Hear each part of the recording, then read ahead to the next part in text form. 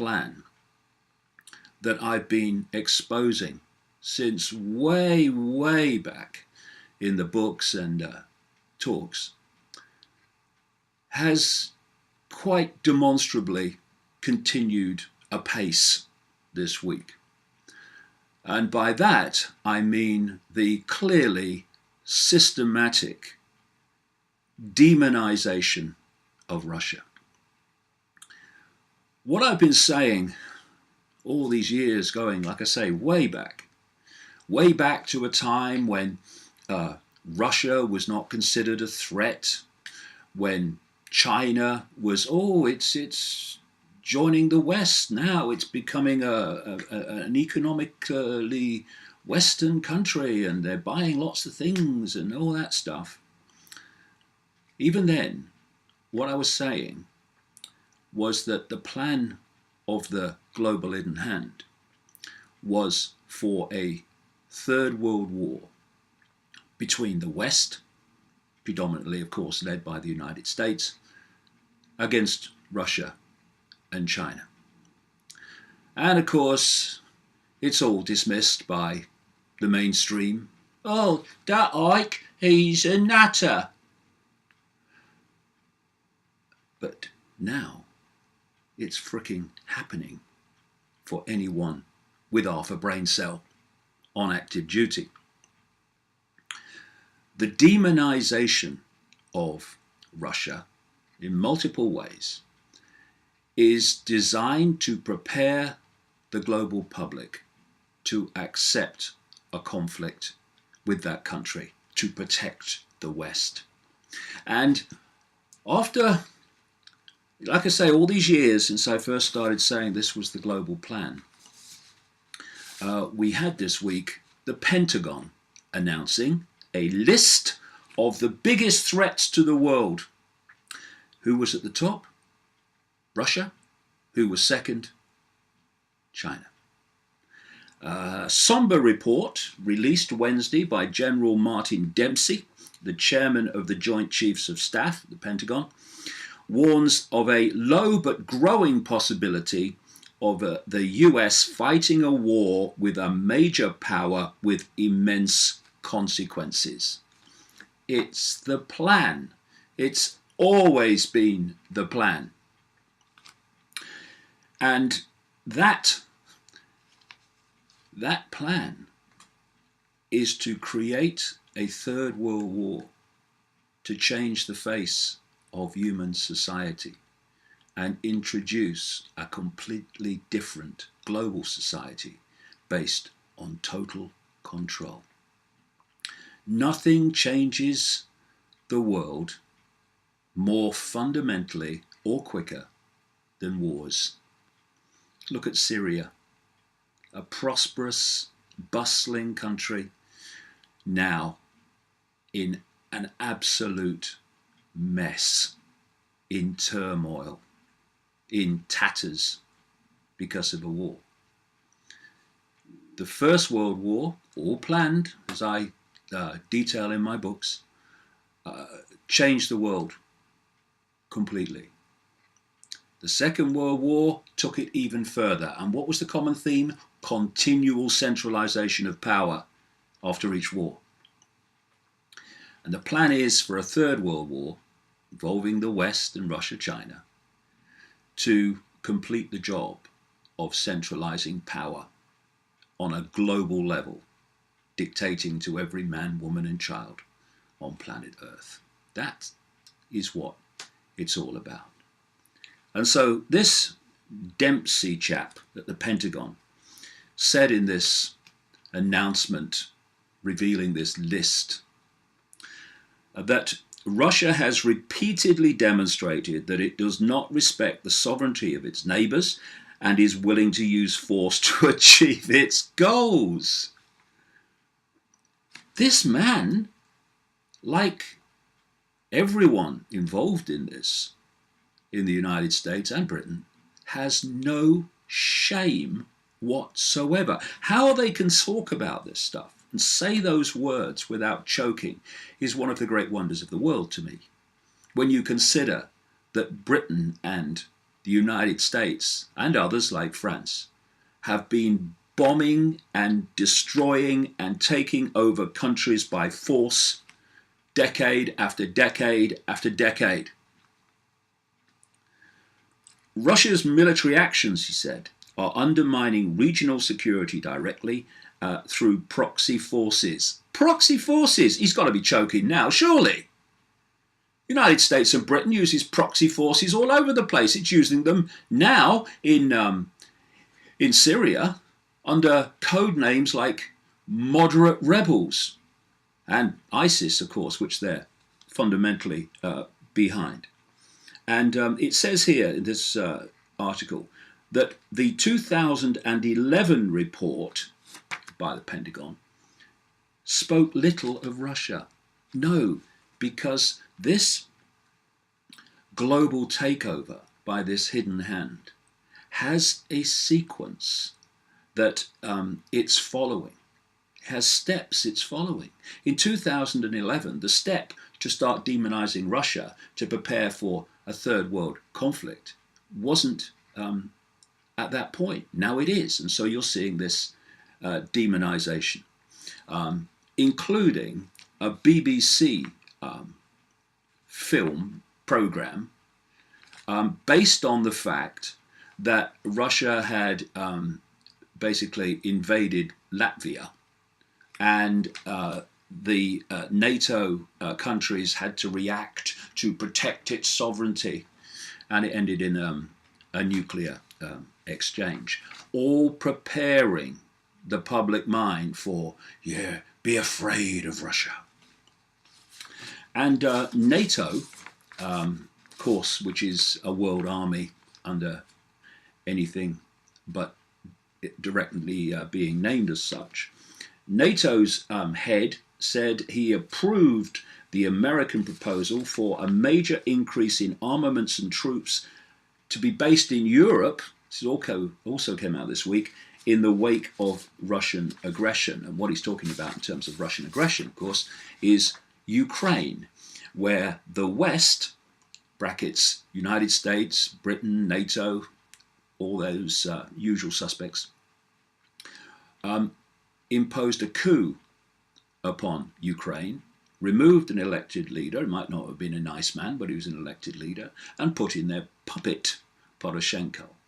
And they've used that ever since to, again, demonize Russia. Now, I mentioned that the idea is to create this war, and then after the war, the idea is to say, look, we can't go on like this. So what we're going to have is a world army, which one journalist said to me once, well, he called himself a journalist, what's the use of a world army? There'd be no one to fight. How about the population and keeping the population under control? The idea to create the world army is to impose the will of what they want after this war, which is a world government. The world army is being moved into place more and more and more under the name of NATO, among other things. And after this war that they're planning, we let them get away with it, they are going to announce some kind of peace deal, which will be to redraw global society in the image that they planned all along. Now, in my new book, Phantom Self, I quote an insider who described the world that was coming in 1969. And what he described, not only in terms of this, but in all the changes we're seeing in human society today, he was spot on in detail all those years ago, 1969. And I just mentioned that BBC program about a nuclear exchange involving Russia. And of course, if this Third World War got out of hand, it could very quickly become nuclear. And in 1969, this insider said this: if there were too many people in the right places who resisted this world dictatorship that he said was coming, there might be a need to use one or two, possibly more, nuclear weapons. This would possibly be needed to convince people that we mean business. By the time one or two of those went off, then everybody, even the most reluctant, he said, would yield. He said that, and this is the point of the aftermath, he said that the negotiated peace would be very convincing in a context that the whole thing was rehearsed, but nobody would know it. See, this is what's happening. You know, they call wars theatres of war. And in so many ways, that's what it is. The whole thing's a theatre. It's a game with actors playing their parts. Sometimes they know their parts, and sometimes they're ignorant, but they play their part because of that ignorance. And it's the whole thing is a perception deception, because from perception comes everything. Perception leads to action or no action, or what action, all depending on the perception. So this is a whole mind game to impose a perception of reality and world events upon the public that suits the outcome that these psychopaths want. So this insider went on. People hearing about the peace deal after the war and the nuclear exchange would be convinced that it was a genuine negotiation between hostile enemies who finally had come to the realization that peace was better than war. And I'm going to come to that in a second, because talk about the West, United States, Britain, Russia, China. But it depends what level you're talking about, because things look very different depending on what level you are perceiving this whole situation from. Like I say, I'll come to that in a second. But the demonization of Russia is becoming so blatant and so obviously coordinated. You've got shots of horrific shots of children in Aleppo in Syria now, being blamed for their death and injuries. Russia being blamed for that. And of course, if you drop bombs where people live, you're going to hit people that are civilians. The point is, the United States, Britain, NATO countries have been killing children and maiming children decade after decade after decade, and certainly in the Middle East in more recent times, year after year after year. Iraq, Libya, Afghanistan, Syria. And where was all the outrage then from the Western media about the children killed and maimed by Western bombing?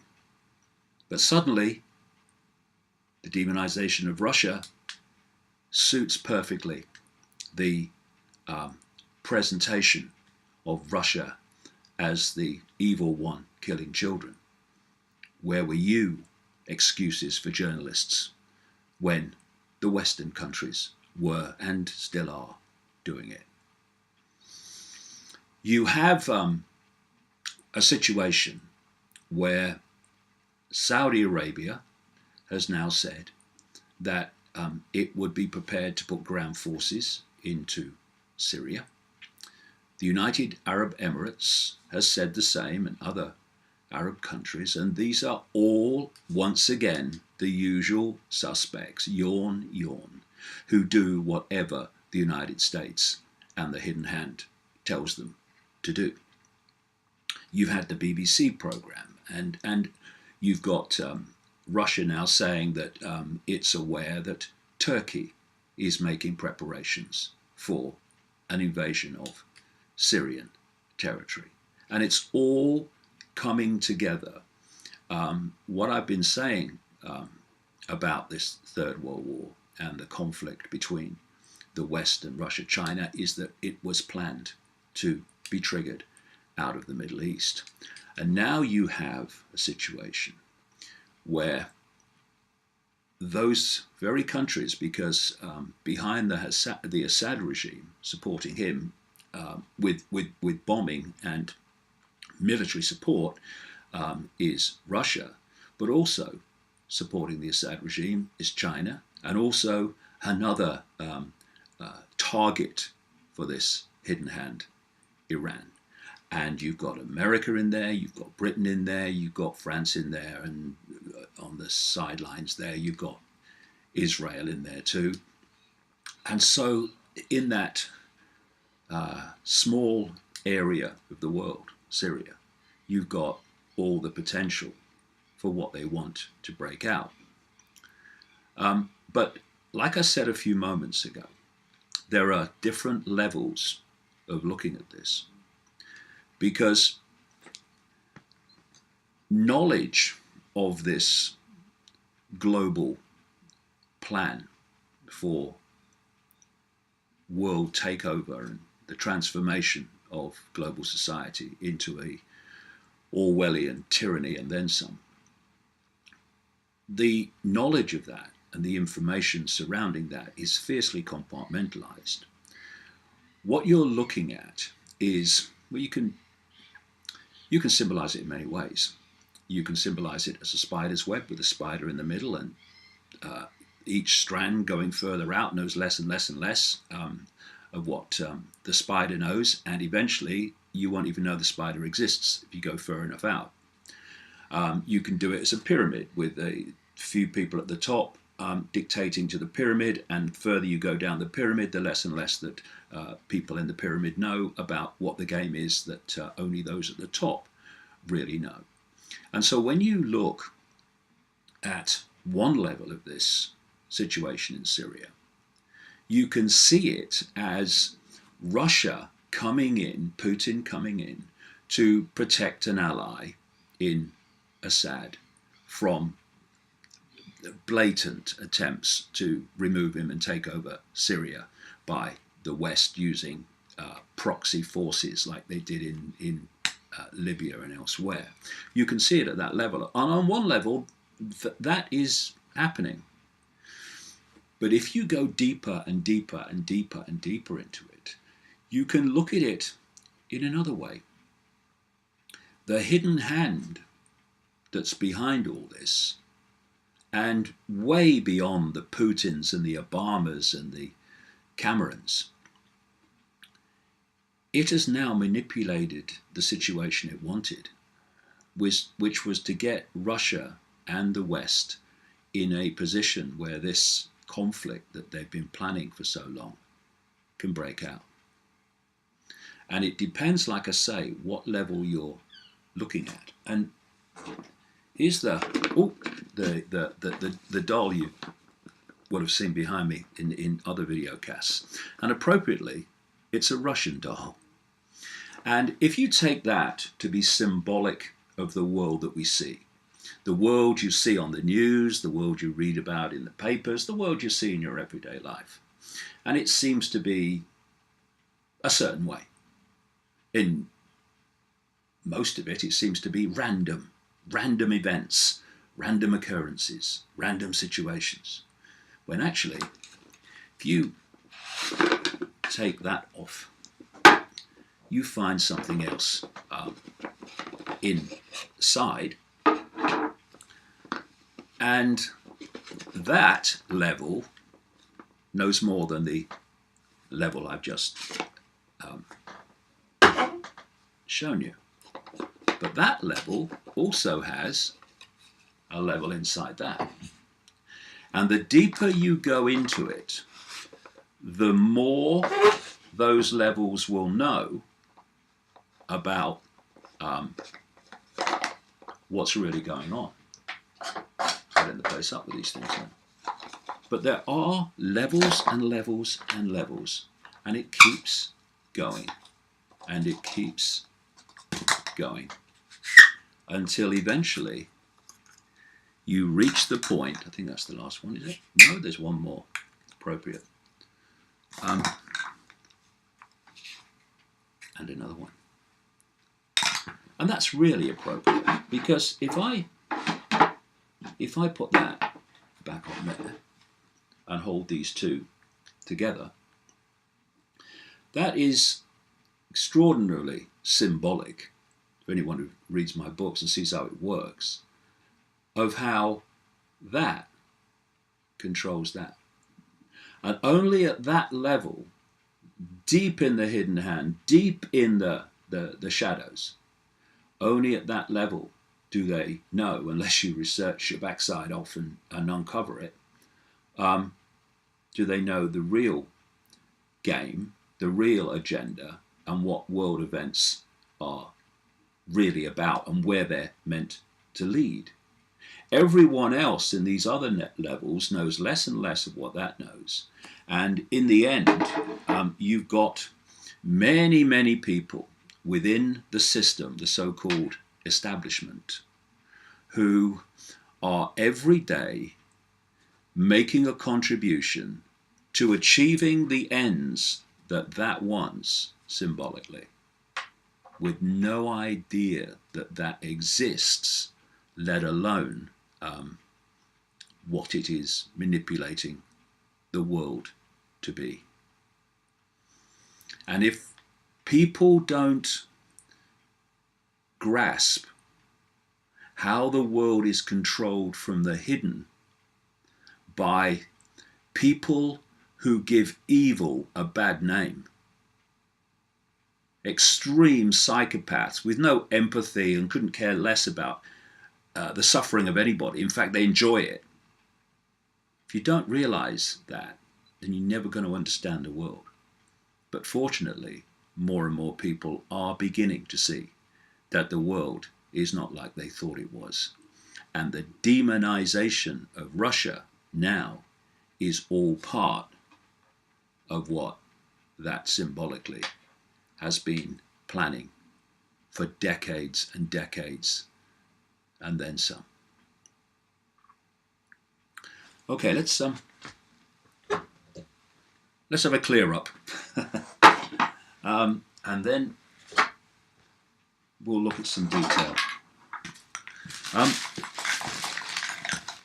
This BBC program, I watched it. It was a head shaker. It was preparing people for all that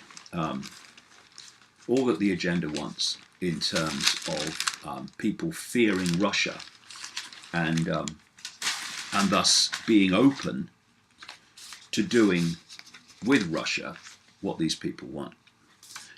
Here's a story about that BBC program. BBC whips up anti-Russian hysteria to apocalyptic levels, it says. Once again, Russia is being featured as Dr. Evil incarnate, the villain that regularly plays opposite peace-loving NATO nations. It's a mind game. They're presenting a script. They're presenting a perception of good guys, bad guys. It's a BBC program, it says, that has Moscow initiating an invasion on Latvia, followed up by a nuclear strike on Britain.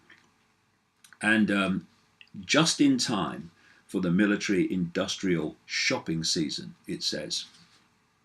Since the collapse of the Soviet Union, Russia has failed Western analysts and political pundits in spectacular fashion.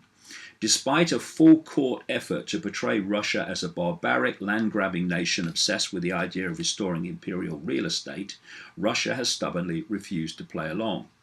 Why, even dangling the fat bait of Ukraine before Russia's nose could not get Moscow to reach the way or react the way NATO hoped it would. In fact, while NATO has been hot on the warpath against a number of shell-shocked nations across the Middle East, Central Asia, and North Africa, Russia has gone to war on just one occasion, and that was against Georgia, and only after the egomaniacal leader of that tiny Caucasian country tempted fate by stupidly poking the Russian bear first.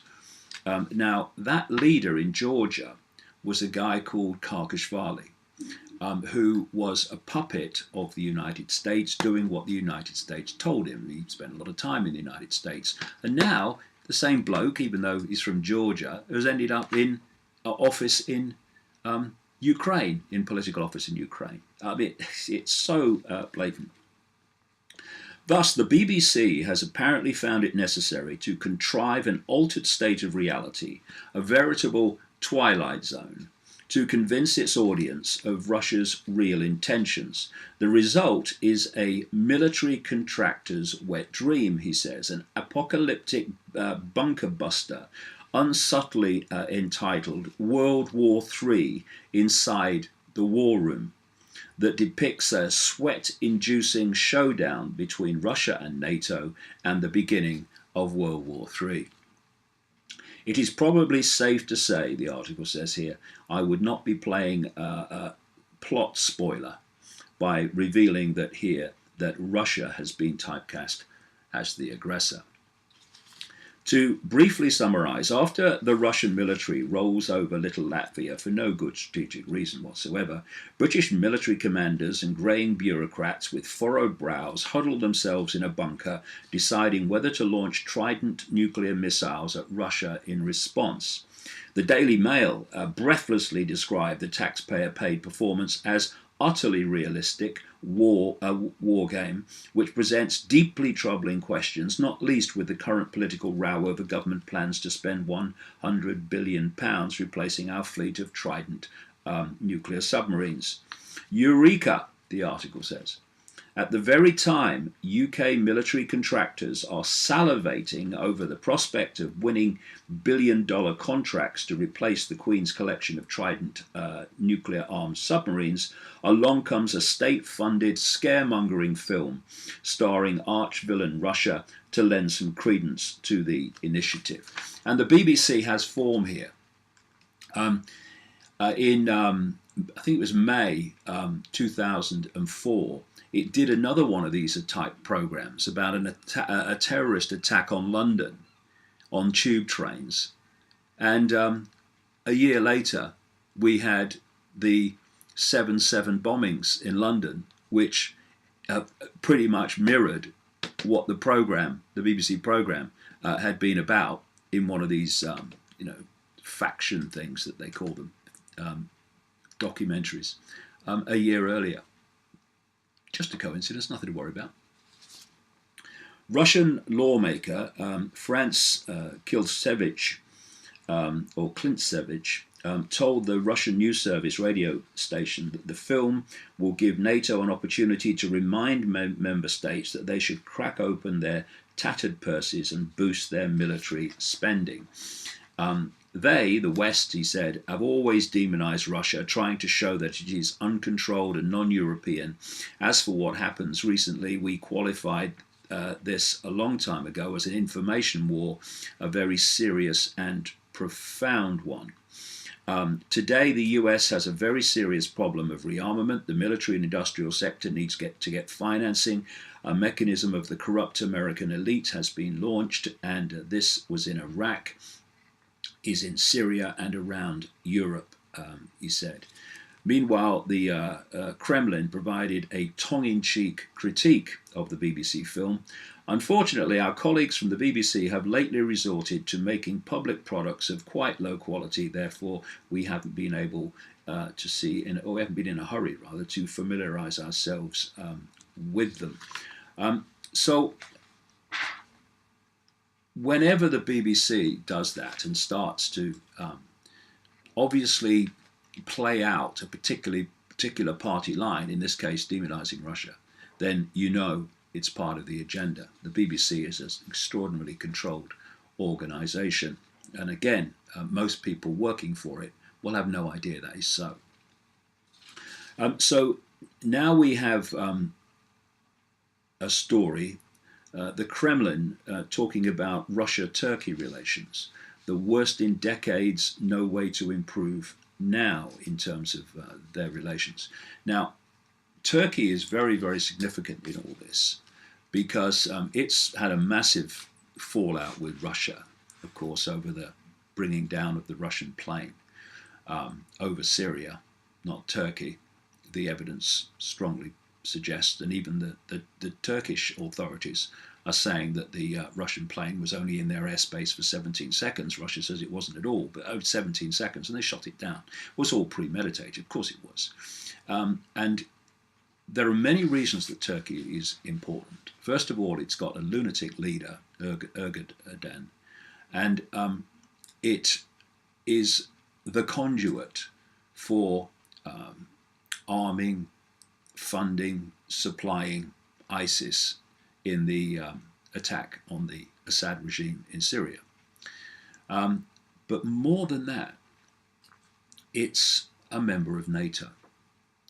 And NATO have this Article 5, which says an attack on one member is considered an attack on them all.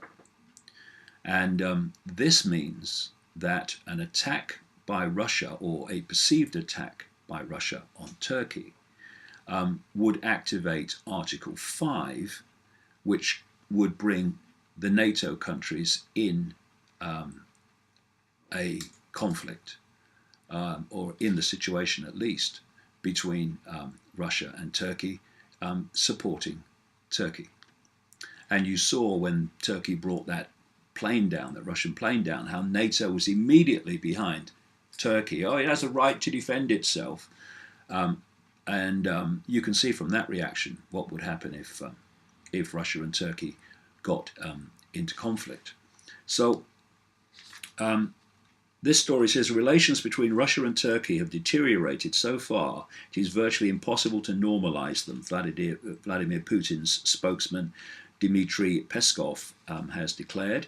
Moscow is still expecting an apology from Ankara. That's over this bringing down of the plane. Peskov dismissed a comment made by German Chancellor Angela Merkel about alleged suffering caused to civilians by Russian airstrikes in Syria. This is around Aleppo.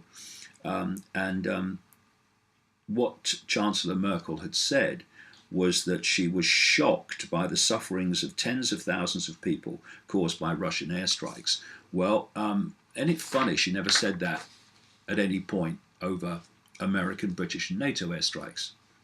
And she called on the UN Security Council to oblige all parties to immediately stop the alleged bombardment of civilian population and civilian facilities.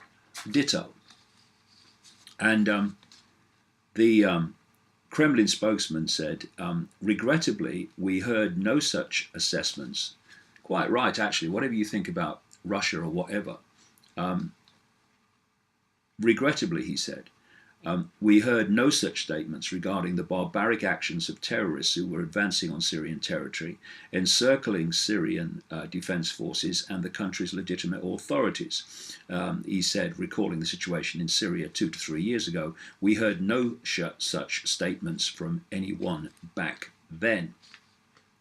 And the article goes on to say that the unrest in Syria initially began in the early spring of 2011 amidst nationwide demonstrations against President Bashar Assad and his government. And those demonstrations were, like the rebels in Libya, etc., were instigated by Western funded, armed, and supported, trained insurgents to bring about the so-called Arab Spring in different countries, which was just a way of starting this wave of war and conflict. Now, what Russia has been saying this week is that Turkey is preparing for military action in Syria. Now, given what I've just said about conflict breaking out, because Russia's obviously in there as well, in Syria, and Article 5, well, the consequences of where this could lead are immense. The story says the Russian Defense Ministry spokesman says Moscow has serious grounds to suspect Turkey of preparing for a military incursion into Syria. The Russian Defense Ministry registers a growing number of signs of hidden preparation of the Turkish armed forces for active actions on the territory of Syria, Igor Konashenkov said on Thursday. We are recording more and more signs of concealed preparations by the Turkey military, he said. Meanwhile, Russia's foreign ministry spokeswoman Maria Zakharova dismissed Ankara's claims that the Russian warplanes in the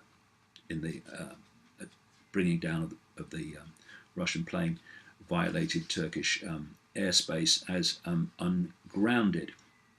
Turkey seeks to overthrow the Syrian government while Russia has been supporting the Syrian government in the fight against terrorism, the story goes. So, once again, when you see the way it's all been set up, you have Russia, China, Iran on one side, and you have NATO countries on the other in that small area of land, comparatively, of Syria. And therefore, you've got the sides already there. And there's already a proxy war going on because Russia is attacking the so-called and anything but the so-called moderate rebels that are the proxy army of the West, and also ISIS, another proxy army of the West, while the West is supporting those people overtly with the moderate rebels and covertly with the ISIS mob. So it's all kind of there, waiting to be triggered. Syria invasion plan. Turkey will defend its Aleppo brothers, says Turkey Prime Minister. Of course, what's happening now, and it's one of the reasons that the Western countries like the United States are panicking, is that on one level, going back to what I said earlier, on one level, Russia is being very successful in supporting the Assad army in getting back territory from these moderate rebels in ISIS. And that's not really the idea, on one level anyway. But of course, on a deeper level, the idea is to bring them into conflict anyway. So on one level, it will be suiting what is happening. The Turkish Prime Minister pledged to return a historical debt to Turkey's Aleppo brothers, which is where currently Russia and the Assad army is pushing into Aleppo, taking more and more of it back, which is not the idea. It's the last thing that Turkey wants. And that they will support their Aleppo brothers who helped to defend the country in the early 20th century. And he said this just days after Russia warned of Ankara's intentions to invade Syria as the rebels there falter. Exactly, they're going to try and do what they can to stop Assad and the Russian forces taking back the land that's been taken from them. We will return our historic debt, the Prime Minister says. And when you break down what he's talking about, historically, it's a load of old tosh.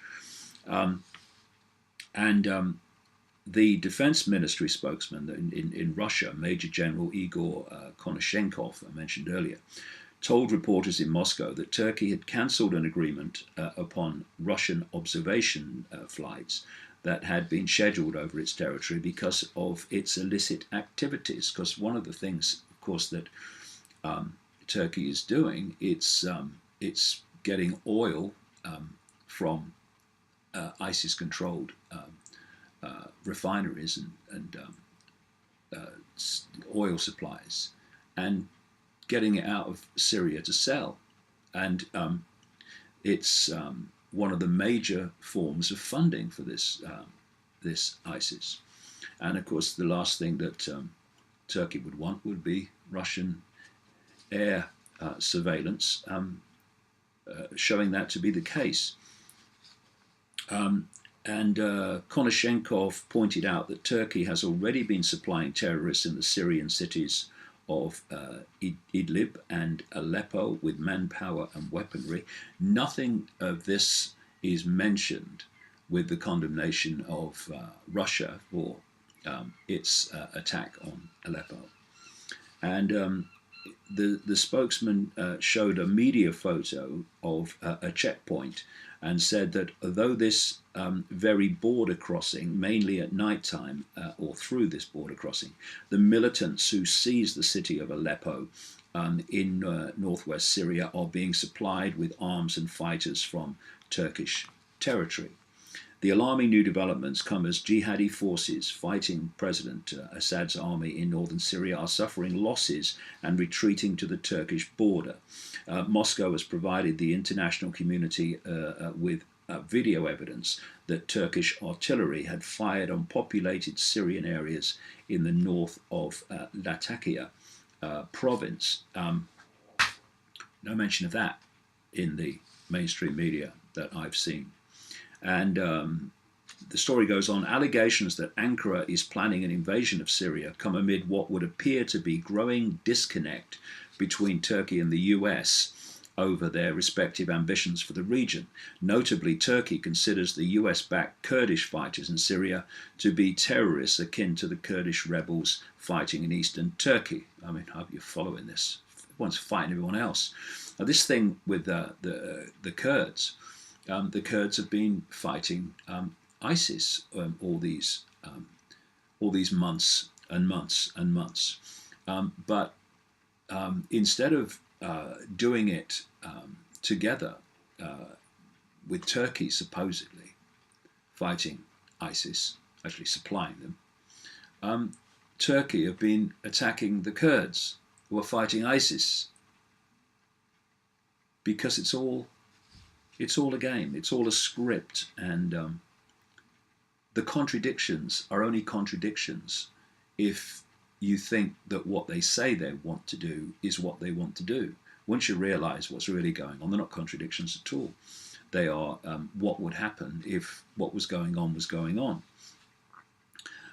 I.e., you create ISIS, you arm and fund the moderate rebels, and then in terms of ISIS, you're supposed to be fighting them, but you're not.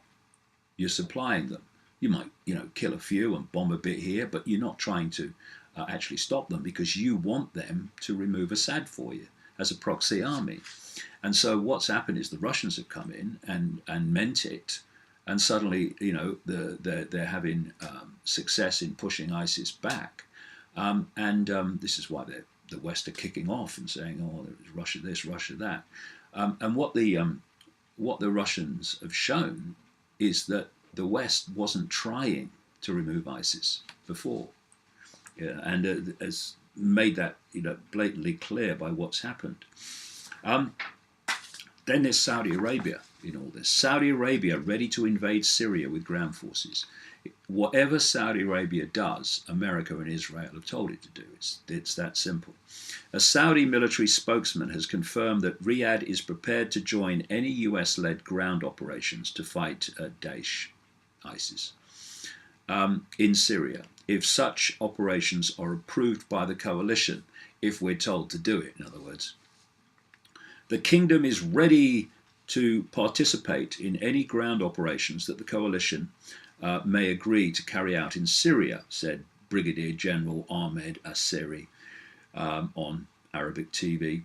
Asseri is also the spokesman for the Saudi-led Arab coalition in Yemen. That's another coalition, not of the willing, but of the killing, that's US and British supported, where they're killing and maiming children in Yemen.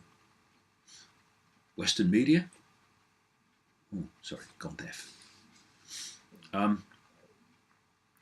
If there was a consensus for the leadership of the coalition, i.e., if America told us, the kingdom is willing to participate in these efforts because we believe that aerial operations are not the ideal solution and must be must have a twin mix of aerial and ground operations. Now, I've been writing for the months and months and years since this began, that the plan all along has been for troops on the ground and a ground war.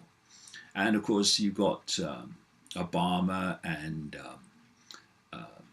Cameron denying that, no boots on the ground. We're not going into another war. Well, you are, and you are. And now we're seeing this whole ground war scenario being openly talked about, just like World War III is being openly talked about.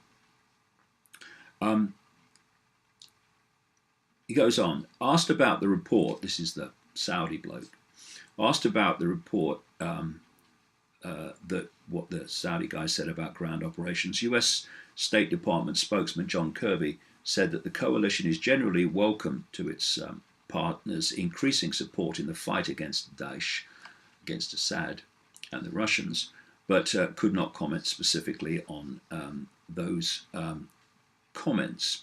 The US-led coalition has conducted airstrikes against ISIS since September of 2014, but the campaign has done little to stymie the terrorist group's influence, because it wasn't meant to.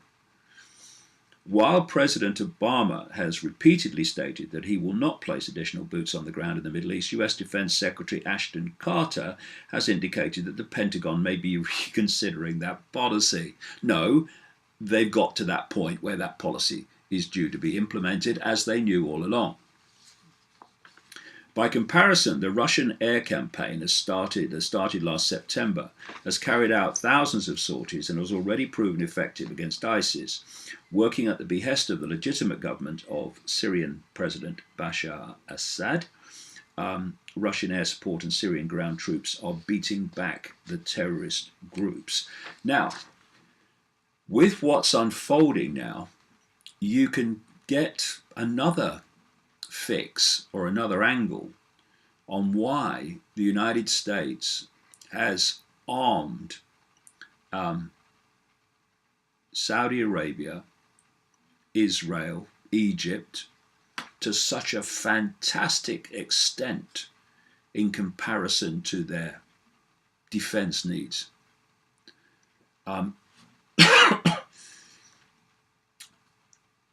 One of the things I've been pointing out through the decades is that this whole agenda is not made up as they go along.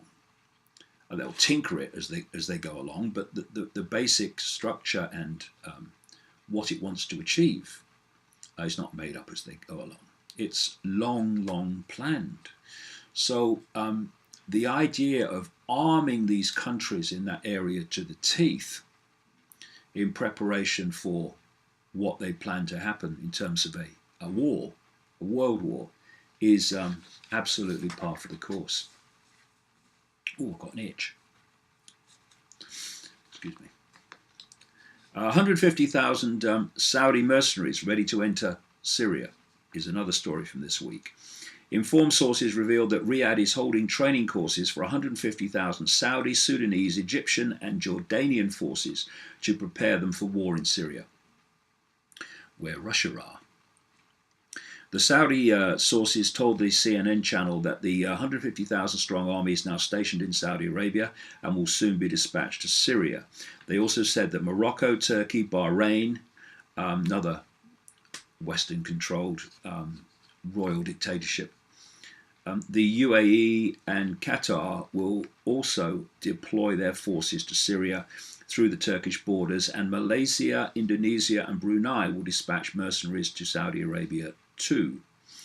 These kind of mercenaries are just a proxy army for the major players. That's what happened in Libya. Riyadh has been a member of the US-led coalition that has been launching airstrikes against ISIS in Syria since September 2014 without the permission of Damascus or the United Nations. And in December 2015, Saudi Arabia started its own Muslim 34-nation coalition to allegedly fight Islamic extremism. That's another proxy army for the United States and NATO. ISIS is a Wahhabi group mentored by Saudi Arabia and has been blacklisted as a terrorist group everywhere in the world, including the United States and Russia, but not in Saudi Arabia. Both Tehran and Moscow have issued stern warnings to Riyadh, stressing that the Saudi intruders, who in fact intend to rescue the terrorists that are sustaining heavy defeats these days, will be crushed in Syria. UAE joins chorus of Arab monarchies ready to invade Syria. You can see the pattern. It's so bloody obvious. Following in the footsteps of Saudi Arabia and Bahrain, the United Arab Emirates stated on Sunday that it was ready to send ground troops to Syria to fight Islamic State. Yeah, okay. Damascus earlier said it would send unwelcomed invaders back in coffins. What a wonderful world we live in. The UAE's preparedness to participate in a ground military operation in Syria was confirmed by Minister of State for Foreign Affairs, Anwar Kargash, who said that US leadership on this would be a prerequisite. Like I say, when they tell us to do it, we'll do it. We dare not. The Syrian government warned that any foreign army entering Syria without an invitation will be considered an enemy and resisted. Let no one think that they can attack Syria or violate its sovereignty, because I assure you any aggressor will return to their country in a wooden coffin, said the Syrian foreign minister. And Iran, the key regional ally of Syria and a rival of Saudi Arabia, said Riyadh lacked the courage to deliver the promise. But maybe it lacks the courage even more to say no to the United States, and particularly the hidden hand that I'm talking about. Russia, which is providing air support to the Syrian government army in a campaign separate from the US-led coalition, dismissed the Saudi statement, pointing out the lack of progress in its other ongoing military operation in Yemen. Saudi Arabia sent its warplanes and troops to the neighboring country of Yemen to fight against the Shiite rebels from the Ansar Allah movement, also known as Houthis, and the intervention which the United Arab Emirates is supporting militarily, and of course they're using United States weapons, resulted in significant civilian casualties and a humanitarian crisis, but has not seen a military victory. Where are the pictures of the children there in the Western media that are being slaughtered by Saudi Arabia and these other lunatics in Yemen? And Russia has said this week that it's not the Russian operation, but NATO's incursion in the Middle East that's to blame for the Syrian crisis. And again, you know, whatever people think about Russia and Putin, that is blatantly true. Russia's defense ministry has slammed NATO chief Jens Stoltenberg, he's in my books going way back. He is absolute puppet of the hidden hand. If the Russian Defense Ministry has slammed him, in the words of this article, labeling as nonsense his comments that the Russian air operation in Syria is causing tensions and undermining the peace process in the country. The NATO Secretary General made the controversial statement on Friday when he arrived at the EU Defence Ministers meeting in Amsterdam. He said, "The intense Russia airstrikes, mainly targeting opposition groups in Syria, are undermining the efforts to find a political solution to the conflict, also causing increased tensions and violations of Turkish airspace." And it's all part of this demonization of Russia and getting people to fear Russia. The comments that the Russian air operation is the source of tensions in Syria is nonsense, said Konashenko, the Major General from earlier, Russia's Defense Ministry spokesman. He said, "If anybody in Syria is tense today because of the actions of the Russian airspace forces in Syria, it's the terrorists," he said. As for why the NATO countries should feel tense as the terrorists, it's a question to be addressed by Stoltenberg himself. The spokesman reminded of the openness with which the Russian air operation in Syria is being carried out, including daily briefings and release of videos and photos. According to the spokesman, the possibility of peace talks between the Syrian government and opposition wasn't even discussed in the West before Moscow sent its warplanes into the country. Only the deadline for the complete destruction of the country, in accordance with the Libyan scenario, where NATO countries have been freely establishing Western-style democracy, was specified, he said. The Russian involvement made the Syrians start believing that it is still possible to fight and eliminate international terrorism in their country. And that, again, is obviously true in terms of what the guy was saying. And this is one of the, like I say, reasons on one level of this why they're getting their knickers in a twist over Russia in Syria. And in part, why they're trying to get a ceasefire. They want a ceasefire. The West wants a ceasefire involving Russian bombing. But at this point, as I'm speaking, they haven't got that. And this is the point of, like I say, why their knickers are in a twist at the moment. End of ISIS, ? Russian jets hit 900 targets in the last 3 days, jihadists fleeing. The end of ISIS may be near as Russian strikes are forcing the jihadists to flee to the Turkish border. Now, they're a proxy army for the West and United States, Britain. So the last thing they want is Russia defeating them. Russia's intervention in Syria has produced many astounding results, the article says, since it began late last year, and they seem to be continuing into the new year too. In order to retain at least some semblance of a fighting capacity, the militant forces in the Syria's northern regions continue abandoning their positions and falling back to the Turkish border, said a Russian spokesman. Furthermore, despite widespread Western alarmist claims of besieged settlements as they seek to further demonize Assad and the Syrian government, the Russian spokesman reports that the soldiers of the Syrian Arab Army, aided by popular forces, have driven back the militants in the province of Aleppo and lifted the blockade from the settlements elsewhere that were besieged over 4 years. And the article says it's very interesting to hear that the fleeing terrorists are heading towards Turkey, as Russia now believes that Turkey is planning a ground invasion of Syrian territory. And this article captures what is really going on now. US now overtly at war with Russia. That's becoming more and more obvious. It quotes old Stoltenberg, the NATO Secretary General, approving the American defense proposals to quadruple US armaments and troops in Europe against, quote, Russian aggression. Talking about Ukraine, of course. Secretary Carter has said earlier the same day in his announcement of America's arming for war against Russia, we are reinforcing our posture in Europe to support our NATO allies in the face of Russia's aggression. In Pentagon parlance, this is called the European Reassurance Initiative. And after requesting about $800 million for last year, this year we're more than quadrupling it for a total of $3.4 billion in 2017.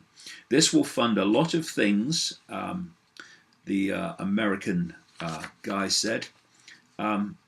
More rotational US forces in Europe, more training and exercising with our allies, more preposition and war fighting gear and infrastructure improvements to support all of this. And when combined with US forces already in and assigned to Europe, which are also substantial, all of this together by the end of 2017 will let us rapidly form a highly capable combined arms ground force that can respond across that theatre if necessary. Respond to Russia, of course.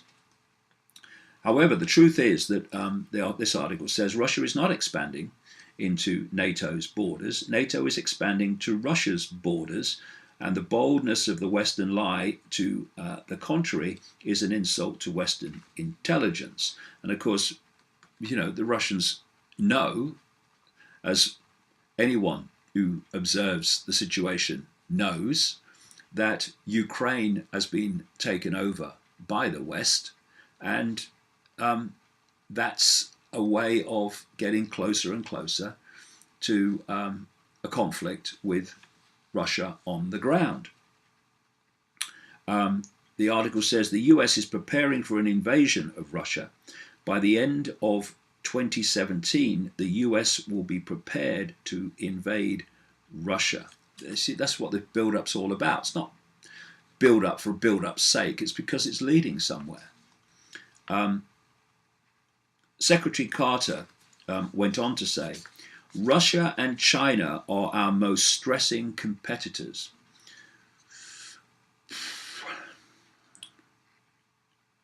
That Ike's a nutter. They have developed and are continuing to advance military systems that seek to threaten our advantages in specific areas, and in some cases they are developing weapons and ways of wars that seek to achieve their objectives rapidly before they hope we can respond. Fear, fear, fear, fear, Cold War, here we go again. Because of this, and because of their actions to date, from Ukraine to the South China Sea, the Department of Defense has elevated their importance in our defense planning and budgeting. No, we're reaching the point in the sequence where it's getting closer and closer to all-out conflict with those countries. Since he is Secretary of Defense instead of Secretary of Offense, which it really is, he immediately added, while we do not desire conflict of any kind with either of these nations, and let me be clear, that's all there was to the assertion there. He didn't finish the sentence, nor even the thought. He often makes grammatical errors, of which that's an example. But in his off-handed way, he did at least try to give the impression that the US is never an aggressor. For example, that though the US is expanding NATO right up to Russia's borders, thanks to Ukraine, Russia is being the aggressor to move troops and weapons up to those borders, up to Russia's own borders, to counter the US and NATO invasion threat. But no, it's to threaten NATO, if you believe the West. In the statements by Ash Carter, Barack Obama, and Jens Stoltenberg, that's Russian aggression. In the allegory of George Orwell's 1984, America's rhetoric is simply newspeak. Now, Britain's involved in all this as well. Britain beefs up NATO navy to counter Russian moves in the Baltic. You can see the pieces being moved around. Britain is sending 5 warships and 530 naval personnel to join NATO's maritime arm as the alliance boosts its military force to counter what it sees as a growing Russian threat. British troops will also be stationed on the ground in the Baltic states near to the Russian borders. It emerged yesterday. NATO defence ministers will today also approve measures, including the stockpiling of weapons in bases in Eastern Europe. The US has quadrupled its budget for forces in Europe to $3.4 billion and has announced that half of this will be spent on a heavy brigade of armour and artillery in Western Europe. Global Hawk surveillance drones, previously used in Afghanistan, will be based in Sicily and used to gather intelligence from all of NATO's borders and elsewhere. The British deployment, the first to NATO's maritime force in 6 years, will consist, and it goes on to talk about the vessels that will be involved. Michael Fallon, the Defence Secretary, said, increasingly, our NATO deployment sends a strong message to our enemies. See, Russia's the enemy now. Suddenly, you've got to watch the language, because you watch the language change, then where we are in the agenda is changed. So Russia's now the enemy. China is the enemy. Not long ago, they were not the enemy, but we've reached that point in the process. Increasingly, our NATO deployment strong message to our enemies that we are ready to respond to any threat and defend our allies.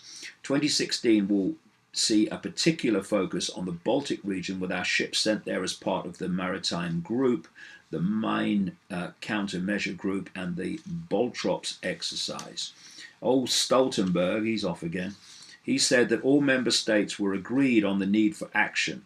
He said, I expect ministers to agree to enhance our forward presence in the eastern part of our alliance. This will boost our collective defense and at the same time send a powerful signal to deter any aggression or intimidation. Western leaders regard the new measures as imperative because of the increasing aggression by the Kremlin. This is in the Independent newspaper. It calls itself the Independent. I love it. Just playing the game, just like the others. Russian aggression by the Kremlin, including Russia's annexation of Crimea and its support for separatists in eastern Ukraine. Former members of the Soviet-dominated Warsaw Pact are now part of NATO and have repeatedly called for a show of strength from the alliance to head off Russian aggression. A NATO summit in Warsaw, Poland in the summer will work out the composition of Western forces to be stationed in 6 Baltic states. It is believed that up to 6,000 troops will be stationed in these countries, and each contingent will have a substantial proportion of soldiers from Western NATO members, the UK, USA, Germany, and France. Now, when you start to put the dates together, they're talking about having all this in place by 2017 in Europe, etc. And they've got this meeting to work this part of it out in the summer of 2016. You can start to see a kind of a timescale unfolding for when they want this all to kick off. Mass starvation fears in Aleppo amid claims that Russian bombs killed children. Mass starvation fears in place after place after place after place after place amid claims that Western bombs kill children. I've never seen that headline. Again, we're in the Independent. You can trust the Independent. It's independent. Horrifying images of Syrian children wounded by suspected Russian airstrikes emerged yesterday, fueling growing international anger at Moscow's pounding of civilians in apparent defiance of international law, as if the West could care less about international law. And of course, because they're psychopaths, these children and all the suffering, like I've been saying all this time, they don't just have no empathy with that suffering, they get off on it because of who they are and what they are, if you go deeper and deeper and deeper beyond just the human level. And this goes on about, it's just horrible describing the suffering of children in Syria. But instead of sharing out the blame and pointing out that it all started because the United States and Britain, Israel, the gang, started this war in the first place, started this civil war to get rid of Assad, they don't go into that because that's not what people are supposed to know. It's horrible. But anyway, here's a story from a real journalist. I've mentioned him before. It's called Peter Oborn. And he's got a headline here, Inside the City of the Damned. And the subheadline is, As a Human Tide Flees Aleppo for Europe, Peter Oborn sends a devastating dispatch from the war-torn Syrian city. Now, this is a real journalist who's actually been in Aleppo and seen what's going on and who's doing it. And it really is an excellent report, and very rare that you see this sort of quality journalism in the mainstream. He's talking about being downstairs in what was once a very famous hotel, and now a place where people try to find refuge. Downstairs in what had been the Grand Salon, another of the hotel's new guests told me her harrowing story. He says, fighters from the Free Syrian Army, moderate rebels supported by the West, fighters from the Free Syrian Army, the rebel faction hailed by the British government as moderate, took over her village 3 years ago. They forced her to wear black, veil her face and stay at home. Moderate rebels, see. Thanks to the fighting, her husband lost his job as a house builder. Eventually, they made the decision to flee, leaving behind everything they owned. Now her husband makes a miserable living by selling vegetables in the street, while her 12-year-old son works unpaid at a nearby tailor.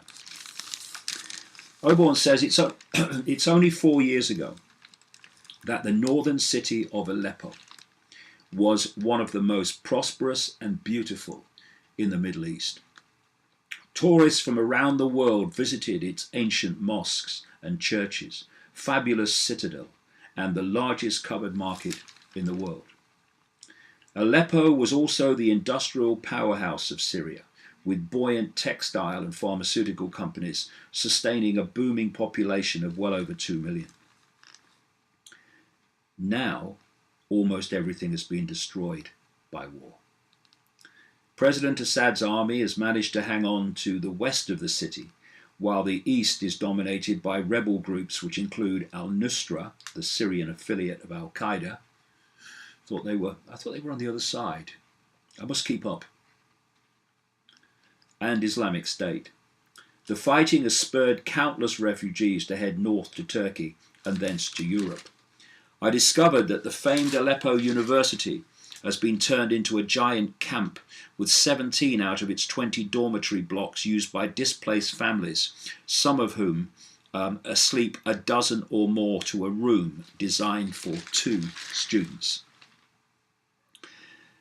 One man, who looked 75, though he assured me he was only 50, told how his family home and olive oil business in the old city of Aleppo had been destroyed by the Islamists of al-Nusra. The terror group beheaded one member of his family and ripped another apart by tying him between an electricity pylon and a moving car. Another family member has been kidnapped and no one knows where he is. One man, who had been a tailor in peacetime, told me he came into western Aleppo to flee Free Syrian Army fighters, who promptly came after him and made an unsuccessful attempt to abduct his daughter from their university shelter. These are the moderate rebels. Such are the horrors, Oborn says, that pass for everyday life in this benighted city. The inhabitants are now so accustomed to the sounds of shell and mortar fire, they no longer look up when they hear an explosion. Can you imagine what this is doing to people? What this is doing to kids? I met one schoolmistress who had just made a terrifying journey from her home in an Islamic State-controlled area just east of Aleppo to collect her monthly salary of 30,000 Syrian pounds, about £50 English, from the Education Directorate in the city centre. Before the war, this journey had taken barely 40 minutes. Hers had taken 5 days as she made her way across al-Nusra and Islamic State roadblocks. The teacher told me that in her hometown she was made to dress entirely in black. She said simply, "They will kill me if I show any flesh."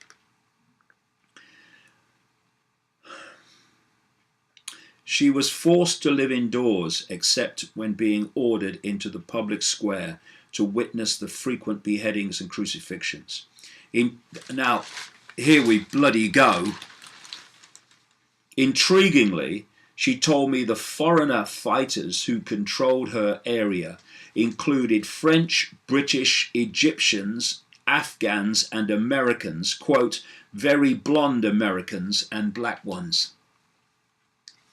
Islamic State, this is. Islamic State does not allow her to teach, but she is still paid by the Syrian government. This brave and stoical woman would shortly make the journey back to rejoin her husband and young children. She told me she had no doubt that the advancing Syrian government army would soon retake her hometown. Then the Islamic State will booby-trap the houses and use us as human shields, she said. Aleppo today talking about the suffering of the people that's being all blamed on the Russians by these psychopaths of the West. And, you know, I've got no brief for Putin. Just another leader who rules by iron and answers to the hidden hand. Just more intelligent than some of these buggers.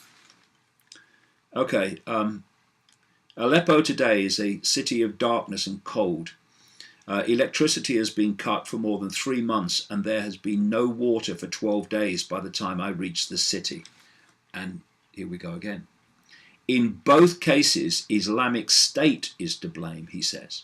Its fighters hold the power station which supplies electricity. They're now besieged by the Syrian army. Aleppo's water comes from the Euphrates River to the east via a giant water processing plant, which is also under ISIS's control. But it's all the Russian fault why people are suffering in Aleppo. The people make do with private generators, but they are expensive, and most families can only afford a dull electric light. For water, they dig wells, but many cannot wash regularly. Doctors told me there was an epidemic of fleas in the city, and that they fear cholera when the summer comes. Doctors told me of a deadly shortage of medical supplies, and when they try to go to Islamic State-controlled areas to deliver those supplies, they are often insulted and turned away. As a result, long-forgotten diseases are being seen again. Even polio, eradicated 10 years ago, is making a return. People of Aleppo have a phrase for the kind of life they are living. They call it dead alive. No wonder, Oborn says, so many are fleeing large parts of the city, which feels empty. Of the more than 2 million who lived in Aleppo before the conflict, there are probably fewer than 800,000 today. One man, a lawyer, told me that 3/4 of his friends left Aleppo last summer. He guessed that the estimated 200,000 Christian population before the conflict was now only around 25,000. They know all too well what Islamic State will do to Christians. And this brings us to this other part of all this, which is the enormous influx of refugees and opportunists into Europe, which is all planned to destabilize Europe and create conflict in Europe between the refugees and opportunists and the European population in those countries. We're already seeing it happen. And it's to break down order. The more you break down order, the more you can justify the police state. And as I've said in previous video casts and in the books, it's to break down a sense of culture so that they will dilute the resistance to the end of sovereign nations in Europe, and centrally controlled regions, centrally controlled by bureaucrats in Brussels, will replace them. This is a story here, 3 million more coming into Europe, the headline indicates. Warning over new influxes, 76,000 crossed the Mediterranean in the past 6 weeks. Up to 3 million asylum seekers will arrive in Europe in the next 2 years, a report reveals. Research by the think tank Migration Watch says the EU's asylum system is unable to cope after 1.27 million people, many fleeing humanitarian disasters in Africa, the Middle East, etc., sought refuge last year, an increase of 95%.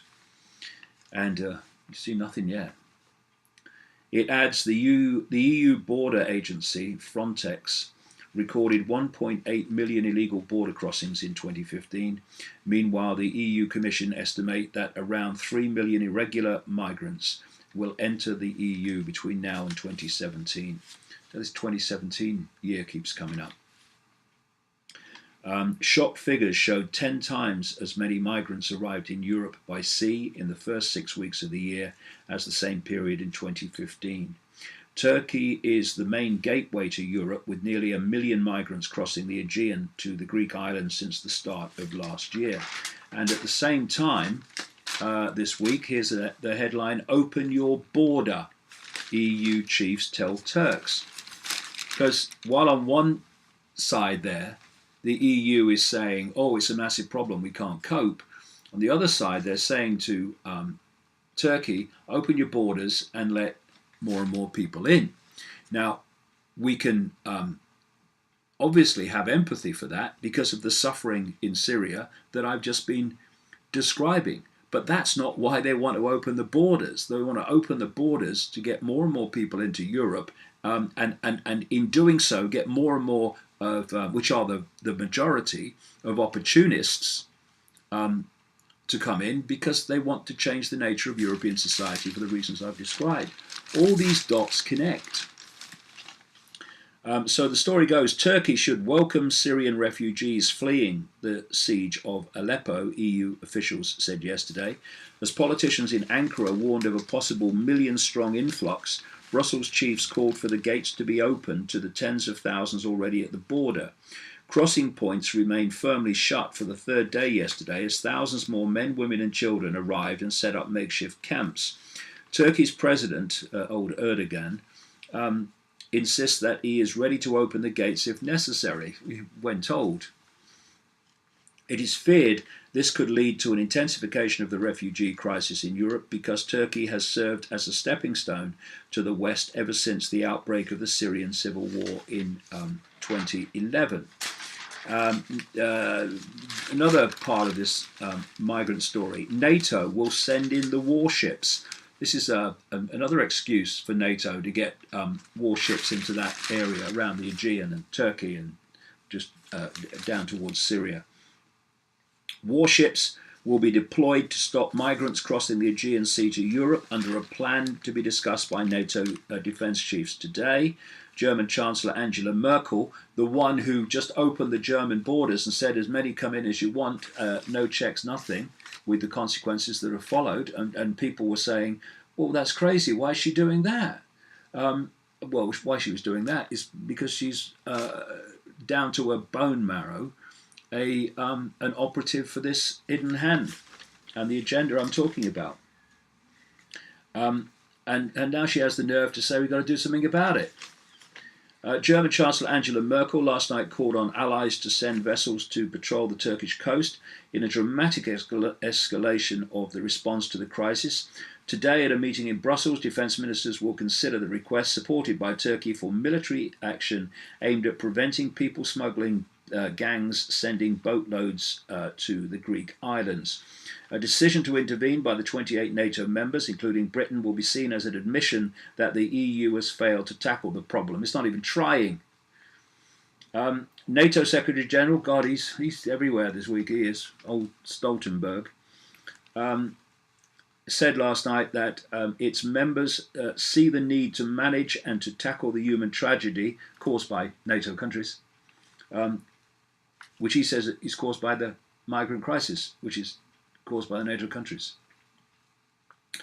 He said, I think it will take very seriously the request from Turkey and other allies to look into what NATO can do to help them cope and deal with the crisis and all the challenges they face, not least in Turkey, and that will let us get some more warships down in the area that we want to put them. And while this is going on, the media propaganda campaign begins for Cameron's new war. British Prime Minister, new war. Where could that be? Pray. In Libya. In Libya. Because what's happened in Libya is the American, British, NATO bombing of Libya, French, so devastated the country, destroyed all the structure, destroyed the government of Gaddafi, and left a massive hole, vacuum, in which ISIS could pour, exactly as planned. And so now they're saying, oh, there's a big problem with Libya because ISIS is taking over Libya and we've got to go in and get ISIS out of Libya.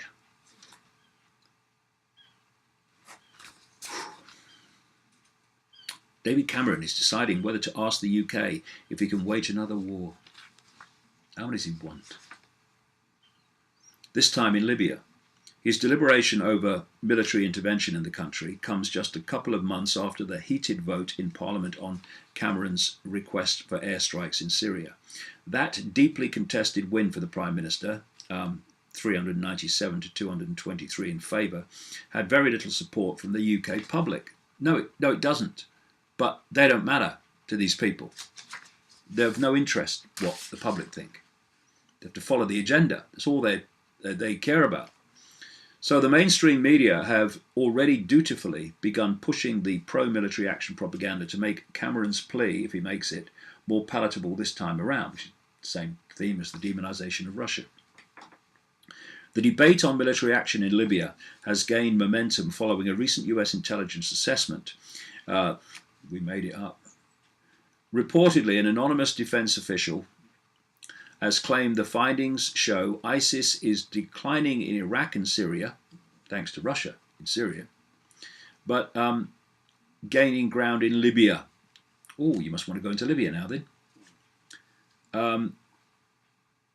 Kerry said, the Secretary of State, John Kerry, we're still not at the victory that we want to achieve and will achieve in either Syria or Iraq, and we have seen Daesh, ISIS, playing a game of expanding out into other countries, particularly Libya. The last thing in the world you want is a false caliphate with access to billions of dollars of oil revenue. Say that about the American government. France is also said to be keen, oh, you do surprise me, to move towards a military solution. What, like the last military solution in Libya? And Italy has suggested it would consider being involved. In fact, an Algerian newspaper recently reported that the US, UK and France have already informed the Algerian government that they are planning airstrikes on ISIS in Libya, although their claim could not be independently verified. As the last decade and a half have shown, it's not unusual for Western governments to use military action as a first result rather than the last. They refuse to learn lessons from past wars. Well, that's where people miss the point. They refuse to learn lessons from past wars. It's not about learning lessons. They know what the outcome's going to be. That's why they're doing it. And Tom Pride, he says here, who's a writer, has pointed out that very few UK strikes have actually occurred in Syria because of the lack of available targets in a battle with so many players. Extraordinarily, the UK even targeted oil fields that were already supposedly obliterated by Russia. That's how sparse genuine targets actually are. Now, this was pointed out at the time when Cameron was trying to get support from the cannon fodder yes men and women in Parliament to send British planes to bomb in Syria.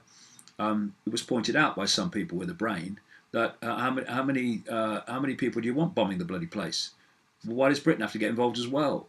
But that wasn't the point. I mean, it's clear they're not going to bomb in Syria to bomb ISIS targets. But what it's done, getting Parliament to agree, it's got Britain into Syria. So anything now that kicks off in that area will also involve Britain because it's now officially there.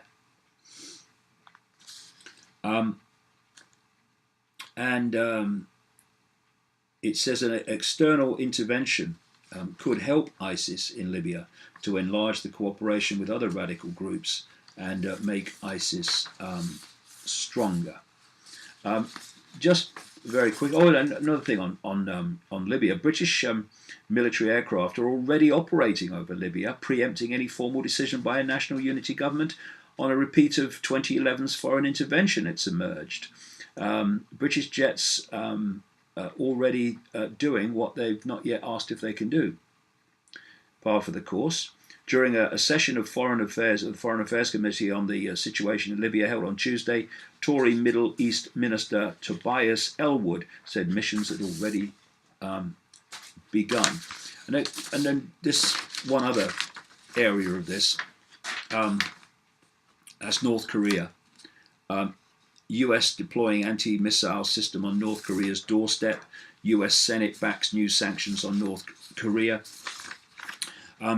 Readers of my books and people who watch these video casts will have heard me talk about the project for the New American Century and its document produced in September 2000, calling for multiple theatre wars and to regime change in Libya, in Iraq, in Syria, in Iran, and China, and North Korea. So you are seeing this list being ticked off as the process and stepping stones unfolds, and now they're focusing on North Korea, and of course North Korea has support from China, and if they go in any way for North Korea, then China will be involved. And what did I say for all these years that they wanted? They wanted a world